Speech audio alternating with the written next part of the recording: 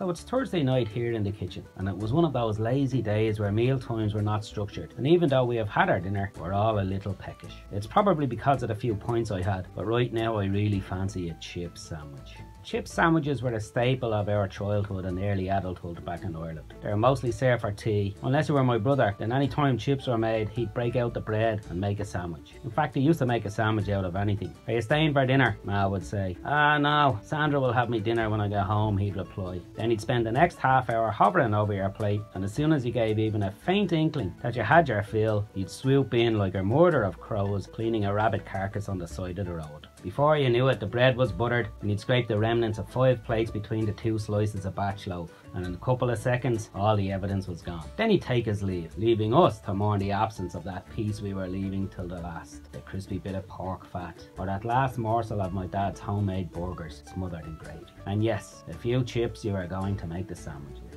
But the absolute pinnacle in the life of a chip sandwich was after an evening in the pub. On Saturday nights, and a lot of Fridays too, I'd get to go to the pub with my ma and dad. At the top of the road we'd meet with other couples from the street and meander through the gap headed for the inn. En route, the split would happen in the most organic way. The women would end up hobbling together behind the men and the gossip would begin. "You know you're one," she would say. "No, who?" would be the retort. "Ah, you do. You're one. She's married to your man with the thing." "Ah, her? Yeah, she has more money than sense, that one. She went to the Costa del Sol last year." The Costa del Sol? Sure, we were lucky to have a day trip to Holyhead. If it wasn't for the summer project, the children wouldn't have had a holiday at all. The men, on the other hand, had business to attend to, marching along side by side with their hands in their pockets and their chins stuck to their chests. No time for idle chit-chat with them. Serious business ahead. Plenty of time to talk when they've had their first pint and a smoke. When we got to the door of the inn, the bar was on the right and the lounge was on the left. With the men, I'd turn right. The bar was a male-only sanctuary, not by law or by ordinance, but by tradition. At 17 years old, walking into the bar with my chest puffed out and my head held high, I felt like a man. Years later, I realised that the real men, those men who worked on the buses and those men who worked on the docks, the carpenters, the plumbers, the waiters, the electricians, they allowed me into their circle to teach me, to nurture me and to develop me. In the smoke-filled corner, the table was occupied by a group of men playing dominoes or maybe a game of drafts. On the right was the Golf Society lads talking about laying up on the 4th or the terrible state of the green on the 16th. Then you had the men who sat at the bar, the elders. They'd pipes in their mouths and maybe a cloth cap on their head or a cigarette dangling from their bottom lip. Those were the men who really only tolerated other people. They didn't say much, but when they did, you wanted to listen. The lounge, on the other hand, was light and airy. It was full of tables with groups of housewives or young couples drinking their pints of Heineken and Malibus and pineapple. I worked in the inn as a lounge boy and always wanted to work in the lounge. The women were better tippers. For bringing them a drink, they'd give you 5, 10 or sometimes even 20 pence for yourself. Just getting them a packet of cigarettes was always worth a few pennies, and Benson and Hedges was always the smoke of choice. In the bar, however, the old lads would scream at you for not filling the gill all the way with the whiskey, or what was worse, pulling a pint of Guinness without serving your time. About an hour after closing time, the women would stick their heads in the bar. "Come on, Jimmy," or "Bobby, are you right?" Now, if it was a good week, you could expect to go home to a simmering pot of boiled ribs. Ma would have put them on hours before, but if there was no ribs to go home to, we would always stop at Greasy John's for a single. Fresh chips, hot and greasy, lashings of salt and vinegar wrapped in a brown paper bag. The hardest part was not to eat them all before we got home. We'd walk in the door,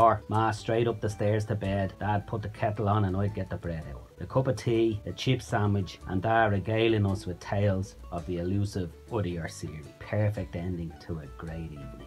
But we can't stop at a chipper in these times, so we'll just have to make our own. For the chip sandwich, we'll start by peeling our potatoes.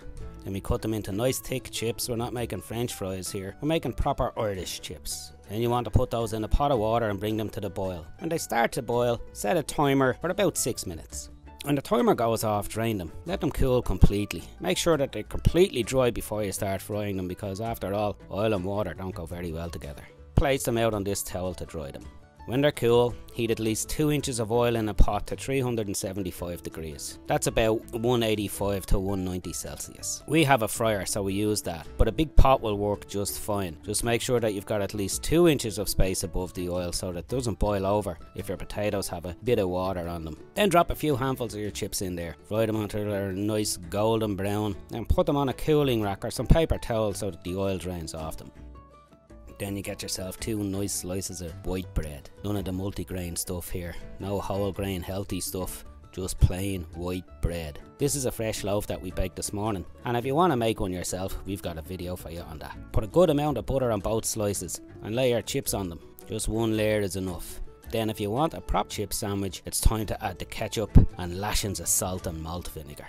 Put that right on top of the chips, put your other slice on top, cut it down the middle, and you've just made yourself the perfect Irish comfort food. Now, another comfort food we have in Ireland, probably the easiest sandwich in the world to make, is the good old crisp sandwich. And in Ireland, there are a few things that cause arguments at the kitchen table. Protestant or Catholic, loyalist or nationalist, or Tato or King. We're the Tato crisps family here, but they're very hard to come by on the west coast of America. So we found that a packet of Lay's original crisps do the job just well. We're going to make the cousin of the chip sandwich, which is of course the crisp sandwich. Get yourself 2 more slices of bread and butter those as well. Put as many crisps on as you want, about a packet for each sandwich, and put the other slice on top.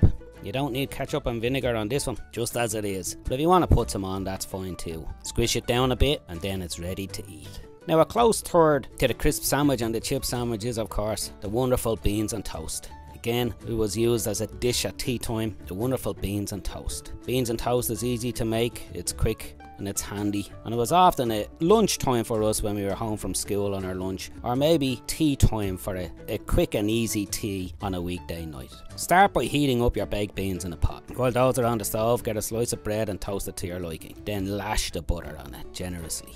When your beans are nice and hot, pile some on your buttered toast, and there it is. You got yourself beans on toast. These are all great dishes to make in quarantine because you probably have some of this stuff around anyway. And remember, now's the time to use what you have already and avoid any extra trips to the shops. You can use any flavour of crisps that you want. You could use frozen chips if that's what you have. So get creative and make this your own. Remember everybody, the world is a better place because you're in it, and we can do this. Where dips the rocky highland of Sleuthwood in the lake, there lies a leafy island. Where flapping herons wake the drowsy water rats, there we've hid our fairy vats full of berries, and of the reddest stolen cherries. Come away, O human child, to the waters and the wild, with a fairy hand in hand, for the world's more full of weeping than you can understand.